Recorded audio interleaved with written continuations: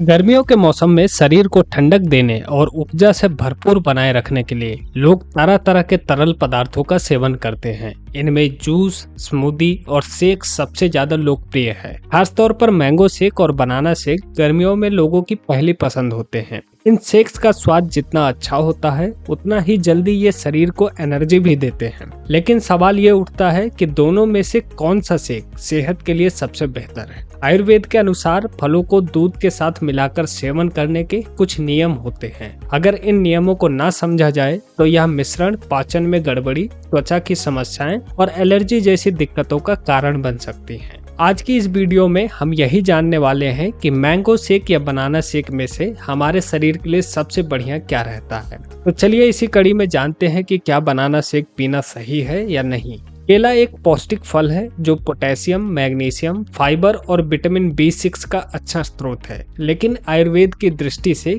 केला और दूध का संयोजन अवरुद्ध आहार माना गया है। केला भले ही स्वाद में मीठा होता हो, लेकिन पचने के बाद इसका प्रभाव क्या हो जाता है। जब इस फल को दूध के साथ मिलाया जाता है तो यह शरीर में विषाक्तता पैदा कर सकता है। इससे गैस, सूजन, स्किन एलर्जी, सर्दी, जुकाम और डाइजेशन जैसी समस्याएं हो सकती हैं। तो सवाल यह उठता है, तो क्या वाकई बनाना शेक पूरी तरीके से अवॉइड करना चाहिए या नहीं? नहीं, लेकिन इसे सीमित मात्रा में और कभी कभी ही लेना चाहिए। खासतौर पर तब जब केले पूरी तरीके से पके हों और शेक ताजा बना हो। जिन लोगों का पाचन कमजोर है या जिन्हें सांस की बीमारी है, उन्हें इससे बिल्कुल ही परहेज करना चाहिए। तो चलिए अब जानते हैं मैंगो शेक के स्वाद और सेहत के तालमेल के बारे में। आम, विशेषकर अच्छे से पका हुआ मीठा आम, आयुर्वेद के अनुसार दूध के साथ मिलाया जा सकता है। कारण यह है कि आम की प्रवृत्ति ठंडी होती है और इसका पाचन भी अपेक्षाकृत आसान है। मैंगो शेक का सेवन करने से शरीर को ठंडक मिलती है, साथ ही वह वात और पित्त दोष को भी संतुलित करने में मदद करता है। गर्मियों में यह शेक शरीर को हाइड्रेशन से बचाता है और एनर्जी भी देता है।